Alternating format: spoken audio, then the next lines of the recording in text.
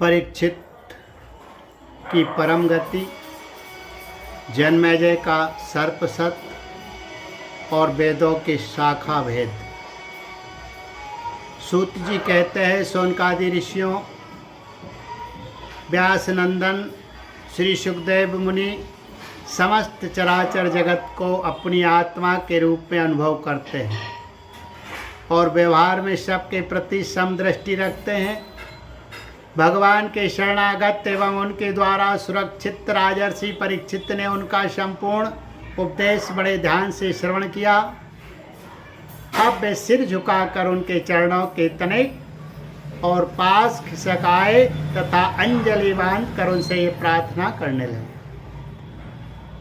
राजा परीक्षित ने कहा, भगवान आप करुणा के मूर्तिमान स्वरूप है। आपने मुझ पर परम कृपा करके अनादि अनंत एक रस सत्य भगवान श्री हरि के स्वरूप और लीलाओं का वर्णन किया है। अब मैं आपकी कृपा से परम अनुग्रहित और कृत हो गया हूँ। संसार के प्राणी अपने स्वार्थ और परमार्थ के ज्ञान से शून्य हैं और विभिन्न प्रकार के दुखों के दावानल से दुग्ध हो रहे हैं। उनके ऊपर भगवानमय महात्माओं का अनुग्रह होना कोई नई घटना अथवा आश्चर्य की बात नहीं है। यह तो उनके लिए स्वाभाविक ही है। मैंने और मेरे साथ और बहुत से लोगों ने आपके मुखारविंद से इस श्रीमद्भागवत महापुराण का श्रवण किया है। इस पुराण में पद पद पर भगवान श्री हरि के उस स्वरूप और उन लीलाओं का वर्णन हुआ है जिसके गान में बड़े बड़े आत्मा राम पुरुष रमते रहते हैं। भगवान आपने मुझे अभय पद का ब्रह्म और आत्मा की एकता का साक्षात्कार करा दिया है। अब मैं परम शांति स्वरूप ब्रह्म में स्थित हूँ। अब मुझे तक्षक आदि किसी भी मृत्यु के निमित्त से अथवा दल के दल मृत्युओं से भी भय नहीं है। मैं अभय हो गया हूँ। ब्रह्मन, अब आप मुझे आज्ञा दीजिए कि मैं अपनी वाणी बंद कर लूं, मौन हो जाऊं और साथ ही कामनाओं के संस्कार से भी रहित चित्त को इंद्रियातीत परमात्मा के स्वरूप में विलीन करके अपने प्राणों का त्याग कर दूं। आपके द्वारा उपदेश किए हुए ज्ञान और विज्ञान में परिनिष्ठित हो जाने से मेरा ज्ञान सर्वथा के लिए नष्ट हो गया। आपने भगवान के परम कल्याणमय स्वरूप का मुझे साक्षात्कार करा दिया है। सूत जी कहते हैं, शौनकादि ऋषियों, राजा परीक्षित ने भगवान श्री सुखदेव जी से इस प्रकार कहकर बड़े प्रेम से उनकी पूजा की। अब वे परीक्षित से विदा लेकर समागत त्यागी महात्माओं भिक्षुओं के साथ वहाँ से चले गए। राजर्षि परीक्षित ने भी बिना किसी ब्रह्म सहायता के स्वयं ही अपने अंतरात्मा को परमात्मा के चिंतन में समाहित किया और ध्यान मग्न हो गए। उस समय उनका श्वास प्रश्वास भी नहीं चलता था। ऐसा जान पड़ता था मानो कोई वृक्ष का ठूंठ हो। उन्होंने गंगा जी के तट पर कुशों को इस प्रकार बिछा रखा था जिसमें उनका अग्रभाग पूर्व की ओर हो और उन पर स्वयं उत्तर मुँह होकर बैठे हुए थे। उनकी आसक्ति और संशय तो पहले ही मिट चुके थे। अब वे ब्रह्म और आत्मा की एकता रूप महायोग में स्थित होकर ब्रह्म स्वरूप हो गए। शौनकादि ऋषियों, मुनि कुमार श्रृंगी ने क्रोधित होकर परीक्षित को शाप दे दिया था। अब उनका भेजा हुआ तक्षक सर्प राजा परीक्षित को डसने के लिए उनके पास चला। रास्ते में उसने कश्यप नाम के एक ब्राह्मण को देखा। कश्यप ब्राह्मण सर्प विष की चिकित्सा करने में बड़े निपुण थे। तक्षक ने बहुत सा धन देकर कश्यप को वहाँ से लौटा दिया।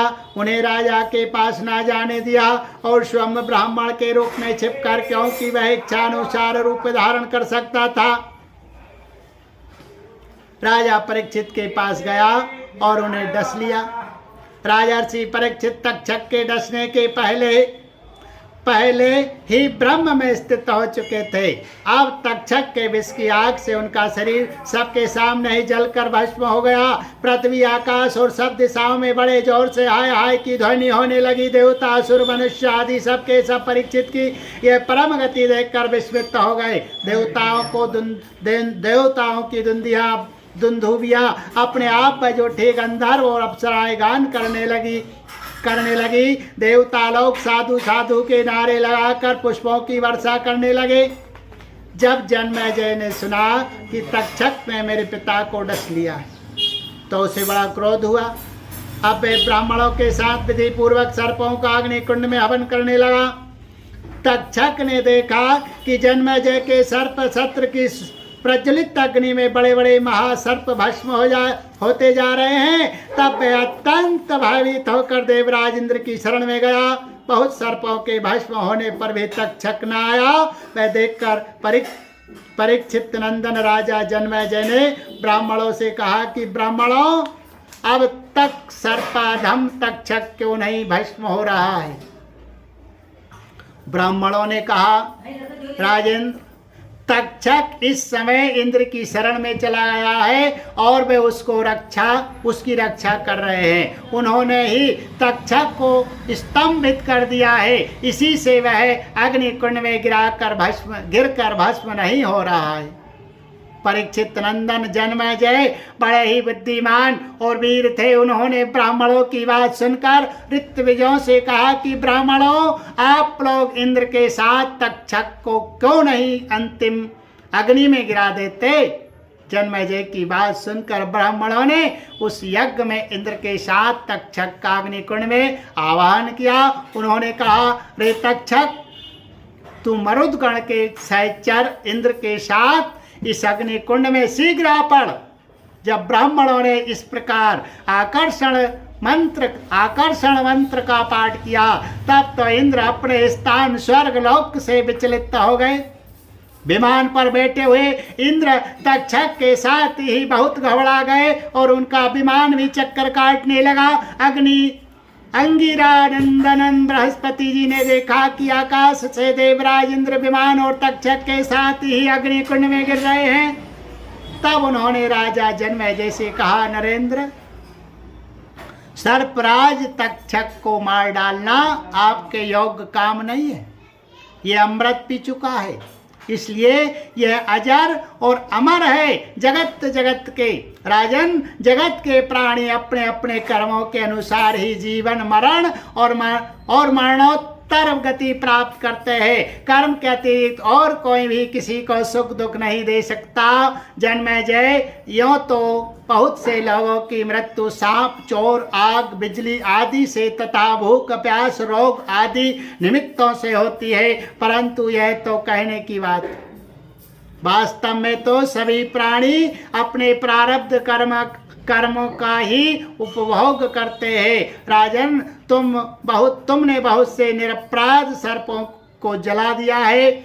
इस अविचार यज्ञ का फल केवल प्राणियों की हिंसा ही है। इसलिए इसे बंद कर देना चाहिए, क्योंकि जगत के सभी प्राणी अपने अपने प्रारब्ध कर्म का ही भोग कर रहे हैं।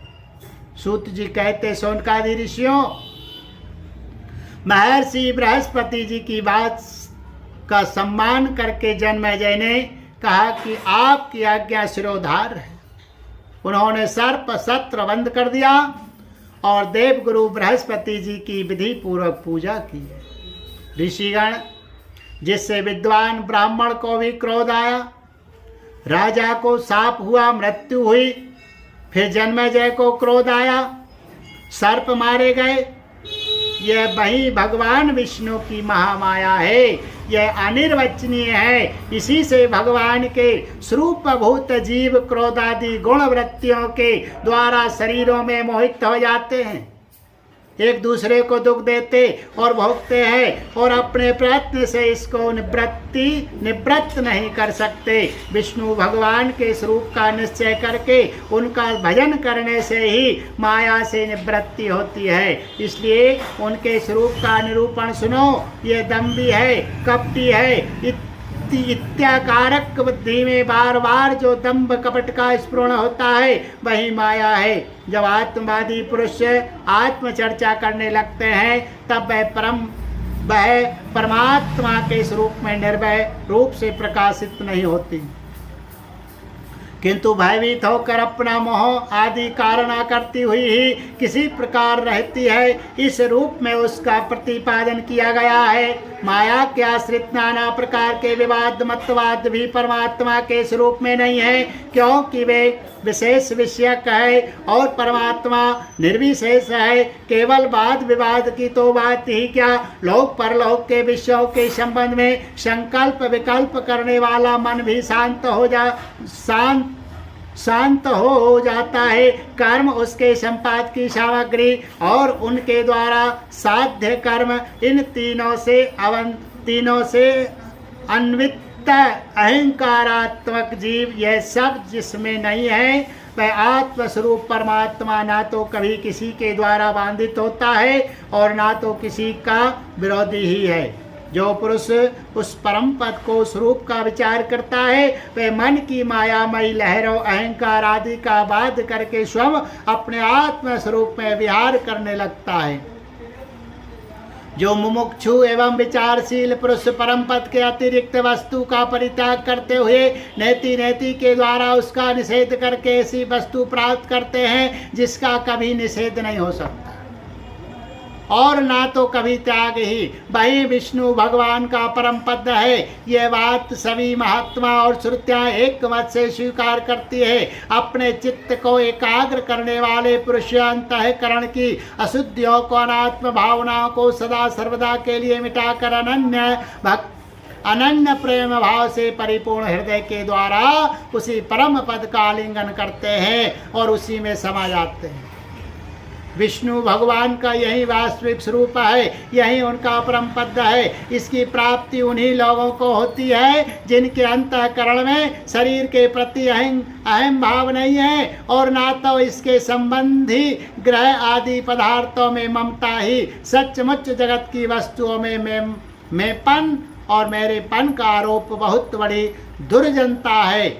शौनक जी, जिसे इस परम पद की प्राप्ति अभिष्ट है उसे चाहिए कि वह दूसरों की कटु वाणी सहन कर ले और बदले में किसी का अपमान ना करे। इस क्षण भंगुर शरीर में अहंता ममता करके किसी भी प्राणी से कभी बैर ना करे। भगवान श्री कृष्ण का ज्ञान अनंत है, उन्हीं के चरण कमलों के ध्यान से मैंने इस श्रीमद् भागवत महापुराण का अध्ययन किया है। मैं अब उन्हीं को नमस्कार करके ये पुराण समाप्त करता हूँ। शौनक जी ने पूछा, साधु शिरोमणि सूत जी वेद व्यास जी के शिष्य पेल आदि महर्षि बड़े महात्मा और वेदों के आचार्य थे, उन लोगों ने कितने प्रकार से वेदों का विभाजन किया, ये बात आप कृपा करके हमें सुनाइए। सूत जी ने कहा, ब्राह्मण, जिस समय परमेष्टि ब्रह्मा जी पूर्व सृष्टि का ज्ञान संपादन करने के लिए एकाग्र चित्त हुए, उस समय उनके हृदय आकाश से कंठ तालु आदि स्थानों के संघर्ष से रहित एक अत्यंत विलक्षण अनाहत नाद प्रकट हुआ।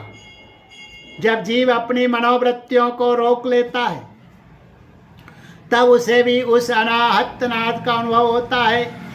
शौनक जी, बड़े बड़े योगी उसी अनाहत नाद की उपासना करते हैं और उसके प्रभाव से अंतःकरण के द्रव्याभिभूत क्रिया अध्यात्म और आकारक आदि देव रूप मल को नष्ट करके वह परम गति रूप मोक्ष प्राप्त करते हैं, जिसमें जन्म मृत्यु रूप संसार चक्र नहीं है। उसी अनाहत नाद से कार उकार और माकार रूप तीन मात्राओं से युक्त ओमकार प्रकट हुआ। इस ओमकार की शक्ति से ही प्रकृति अव्यक्त से व्यक्त रूप में परिणत हो जाती है। ओमकार स्वयं ही अव्यक्त एवं अनादि है और परमात्मा स्वरूप होने के कारण स्वयं प्रकाश भी है। जिस परम वस्तु को भगवान ब्रह्म अथवा परमात्मा के नाम से कहा जाता है, उसके स्वरूप का बोध भी ओमकार के द्वारा ही होता है। जब श्रवणेंद्रियों की शक्ति लुप्त हो जाती है, तब भी इस ओमकार को समस्त अर्थों को प्रकाशित करने वाले स्फोट तत्व को जो सुनता है और सुषुप्ति एवं समाधि अवस्थाओं में सबके अभाव को भी जानता है, वही परमात्मा का विशुद्ध स्वरूप है। वही ओमकार परमात्मा से हृदयाकाश में प्रकट होकर वेद रूपा वाणी को अभिव्यक्त करता है। ओमकार अपने आश्रय परमात्मा ब्रह्म पर ब्रह्म का साक्षात वाचक है और ओमकार ही संपूर्ण मंत्र उपनिषद और वेदों का सनातन बीज है। शौनक जी, ओमकार के 3 वर्ण हैं, आ, उ और मा। ये ही तीनों वर्ण सत्व रज तम, इन तीनों गुणों ऋक् यजु साम, इन 3 नामों भू भुवा स्वाहा, इन 3 अर्थों और जागृत स्वप्न सुषुप्ति, इन 3 वृत्तियों के रूप में तीन की संख्या वाले भावों को धारण करते हैं। इसके बाद सर्वशक्तिमान ब्रह्मा जी ने ओमकार से ही अंतःस्थ या रा ला वा, उष्म सा हा, स्वर आ से ओ तक, स्पर्श का से मा तक तथा हर्षव और दीर्घ आदि लक्षणों से युक्त अक्षर समामनाय अर्थात वर्णमाला की रचना की है। उसी वर्णमाला द्वारा उन्होंने अपने 4 मुखों से होता, ध्वर्यु, उद्गाता और ब्रह्मा, इन 4 ऋत्विजों के कर्म बतलाने के लिए ओमकार और व्याहतियों के सहित 4 वेद प्रकट किए और अपने पुत्र ब्रह्म ऋषि मारीची आदि को वेदाध्ययन में कुशल देखकर उन्हें वेदों की शिक्षा दी। वे सभी जब धर्म का उपदेश करने में निपुण हो गए, तब उन्होंने अपने पुत्रों को उनका अध्ययन कराया। तदंतर उन्हीं लोगों के नैष्ठिक ब्रह्मचारी शिष्य प्रशिष्यों के द्वारा चारों युगों में संप्रदाय के रूप में वेदों की रक्षा होती रही। द्वापर के अंत में महर्षियों ने उनका विभाजन भी किया। जब ब्रह्मवेत्ता ऋषियों ने देखा कि समय के फेर से लोगों की आयु, शक्ति और बुद्धि क्षीण हो गई है, तब उन्होंने अपने हृदय देश में विराजमान परमात्मा की प्रेरणा से वेदों के अनेकों विभाग कर दिए। शौनक जी, इस वैवस्वत मनवंतर में भी ब्रह्मा, शंकर आदि लोकपालों की प्रार्थना से अखिल विश्व के जीवनदाता भगवान ने धर्म की रक्षा के लिए महर्षि पराशर द्वारा सत्यवती के गर्भ से अपने अंशांश कलास्वरूप व्यास के रूप में अवतार ग्रहण किया है। परम भाग्यवान शौनक जी, उन्होंने ही वर्तमान युग में वेद के 4 विभाग किए हैं। जैसे मणियों के समूह में से विभिन्न जाति की मणिमाप छांटकर अलग अलग कर दी जाती है, वैसे ही महामती भगवान व्यासदेव ने मंत्र समुदाय में से भिन्न भिन्न प्रकरणों के द्वारा मंत्रों का संग्रह करके उनसे ऋक्, यजुः, साम और अथर्व, ये चार संहिताएं बनाई और अपने 4 शिष्यों को बुलाकर प्रत्येक को एक एक संहिता की शिक्षा दी है। उन्होंने बृहस्पति नाम की पहली ऋक् संहिता फैल को, निगद नाम की दूसरी यजु संहिता वैशम्पायन को, साम श्रुतियों की छंदोग संहिता जेमिनी को और अपने शिष्य सुमंतु को अथर्वांग गिर संहिता का अध्ययन कराया। शौनक जी, पेल मुनि ने अपनी संहिता के 2 विभाग करके एक का अध्ययन इंद्र प्रमिति को और दूसरे का बाष्कल को कराया।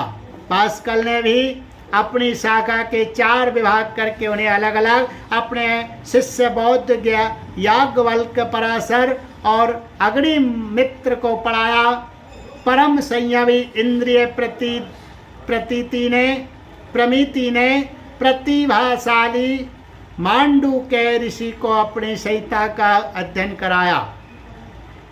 मांडुक्य के शिष्य थे देवमित्र, उन्होंने शौभरी आदि ऋषियों को वेदों का अध्ययन कराया। मांडुक्य के पुत्र का नाम था साकल्प। उन्होंने अपनी संहिता के 5 विभाग करके उन्हें बातस्य मुद्गल, शालीय, गेखल्य और शिशिर नामक शिष्यों को पढ़ाया। साकल्य के एक और शिष्य थे जातु करण्य मुनि। उन्होंने अपनी संहिता के 3 विभाग करके तत्व संबंधी निरुक्त के साथ अपने शिष्य बलाक, पेज, बेताल और विरज को पढ़ाया। बाष्कल के पुत्र बाष्कली ने सब शाखाओं से एक बाल खिल्य नाम की शाखा रची। उसे बाल्यानी, भज्य एवं कासार ने ग्रहण किया। इन ब्रह्म ऋषियों ने पूर्वोक्त संप्रदाय के अनुसार ऋग्वेद संबंधी ब्रह्मवृक्ष शाखाओं को धारण किया। जो मनुष्य यह वेदों के विभाजन का इतिहास श्रवण करता है वह सब पापों से छूट जाता है। सोनक जी, वैशम्पायन के कुछ शिष्यों का नाम था चरकाध्वर्यु। इन लोगों ने अपने गुरुदेव के ब्रह्म हत्या जनित पाप का प्रायश्चित करने के लिए एक व्रत का अनुष्ठान किया। इसीलिए इनका नाम चरकाध्वर्यु पड़ा। वैशम्पायन के एक शिष्य याज्ञवल्क्य मुनि भी थे। उन्होंने अपने गुरुदेव से कहा, अहो भगवान, ये चरकाध्वर्यु ब्राह्मण तो बहुत ही थोड़ी शक्ति रखते हैं, इनके व्रत पालन से लाभ ही कितना है। मैं आपके प्रायश्चित के लिए बहुत ही कठिन तपस्या करूंगा।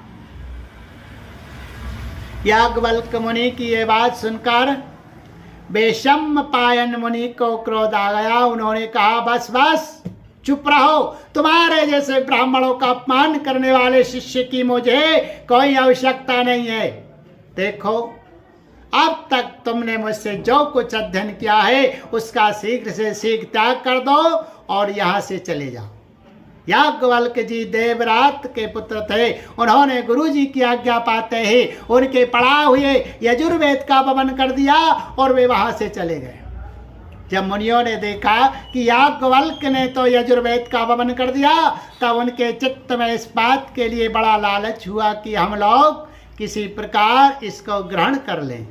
परंतु ब्राह्मण होकर उगले हुए मंत्रों को ग्रहण करना अनुचित है, ऐसा सोच कर वे तीतर बन गए और उस संहिता को चुग लिया। इसी से यजुर्वेद की वह परम रमणीय शाखा तैत्तिरीय के नाम से प्रसिद्ध हुई। सोनक जी, अब याज्ञवल्क्य ने सोचा कि मैं ऐसी श्रुतियाँ प्राप्त करूं जो मेरे गुरुजी के पास भी ना हो। इसके लिए वे सूर्य भगवान का उपस्थान करने लगे। याज्ञवल्क्य जी इस प्रकार उपस्थान करते हैं, मैं ओमकार स्वरूप भगवान सूर्य को नमस्कार करता हूँ। आप संपूर्ण जगत के आत्मा और काल स्वरूप है। ब्रह्मा से लेकर तृण पर्यंत जितने भी जरायुज, जंडज, सदज और उद्भिज 4 प्रकार के प्राणी हैं, उन सब के हृदय देश में और बाहर आकाश के समान व्याप्त रहकर भी आप उपाधि के धर्मों से असंग रहने वाले अद्वितीय भगवान ही हैं। आप ही क्षण, लब, निमेष आदि अवयवों से संगठित संवत्सरों के द्वारा एवं जल के आकर्षण प्रकर्षण आदान प्रदान के द्वारा समस्त लोकों की जीवन यात्रा चलाते हैं। प्रभु, आप समस्त देवताओं में श्रेष्ठ हैं। जो लोग प्रतिदिन तीनों समय वेद विधि से आपकी उपासना करते हैं, उनके सारे पाप और दुखों के बीजों को आप भस्म कर देते हैं। सूर्यदेव, आप सारी सृष्टि के मूल कारण एवं समस्त ऐश्वर्यों के स्वामी हैं, इसलिए हम आपके इस तेजोमय मंडल का पूरी एकाग्रता के साथ ध्यान करते हैं। आप सबके आत्मा और अंतर्यामी हैं। जगत में जितने चराचर प्राणी सब आपके ही आश्रित है। आप ही उनके अचेतन मन, इंद्रिय और प्राणों के प्रेरक हैं। यह लोक प्रतिदिन अंधकार रूप अजगर के विकराल मुंह में पड़कर अचेत और मुर्दा सा हो जाता है। आप परम करुणा स्वरूप है, इसलिए कृपा करके अपनी दृष्टि मात्र से ही इसे सचेत कर देते हैं और परम कल्याण के साधन समय समय के धर्मानुष्ठानों में लगाकर आत्माभिमुख करते हैं। जैसे राजा दुष्टों को भयभीत करता हुआ अपने राज में विचरण करता है, वैसे ही आप चोर जार आदि दुष्टों को भयभीत करते हुए विचरते रहते हैं। चारों ओर सभी दिग्पाल स्थान स्थान पर अपनी कमल की कली के समान अंजलियों से आपको उपहार समर्पित करते हैं। भगवान, आपके दोनों चरण कमल तीनों लोकों के गुरु सदृढ़ महानुभावों से भी वंदित है। मैंने आपके युगल चरण कमलों की इसलिए शरण ली है कि मुझे ऐसे यजुर्वेद की प्राप्ति हो जो अब तक किसी को न मिली हो। सूत जी कहते हैं, शौनकादि ऋषियों, जब याज्ञवल्क्य मुनि ने भगवान सूर्य की इस प्रकार स्तुति की, तब वे प्रसन्न होकर उनके सामने अश्व रूप से प्रकट हुए और उन्हें यजुर्वेद के उन मंत्रों का उपदेश किया जो अब तक किसी को प्राप्त न हुए थे। इसके बाद याज्ञवल्क्य मुनि ने यजुर्वेद के असंख्य मंत्रों से उसकी 15 शाखाओं की रचना की। वहीं बाजस ने शाखा के नाम से प्रसिद्ध है। उन्हें कंब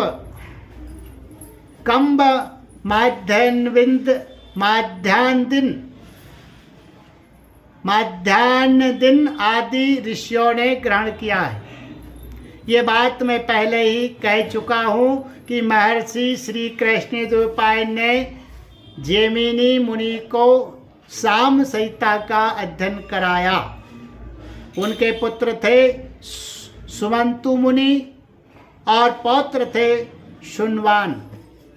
जैमिनी मुनि ने अपने पुत्र और पौत्र को एक एक संहिता पढ़ाई। जैमिनी मुनि के एक शिष्य का नाम था सुकर्मा। वह एक महान पुरुष था। जैसे एक वृक्ष में बहुत सी डालियां होती है, वैसे ही सुकर्मा ने सामवेद की 1000 संहिताएं बना दी। सुकर्मा के शिष्य कौशल देश निवासी हिरण्यनाभ, पौष्यंजी और ब्रह्मवेत्ताओं में श्रेष्ठ आवंतय ने उन शाखाओं को ग्रहण किया। पौष्यंजी और आवंतय के 500 शिष्य थे। वे उत्तर दिशा के निवासी होने के कारण औदिच्य सामवेद कहलाए थे। उन्हीं को प्राच्य सामवेद भी कहते हैं। उन्होंने एक एक संहिता का अध्ययन किया। पौष्यंजी के और भी शिष्य थे, लोगाक्षी, मांगली, कुल्य, कुशीत और कुक्षी। इसमें से प्रत्येक ने 100 संहिताओं का अध्ययन किया। हिरण्यनाभ का शिष्य था कृत। उसने अपने शिष्यों को 24 संहिताएं पढ़ाई। शेष संहिताएं परम संयमी आवंतय ने अपने शिष्य को दी। इस प्रकार सामवेद का विस्तार हुआ है। बोले गोविंद गोपाल कृष्ण भगवान की जय।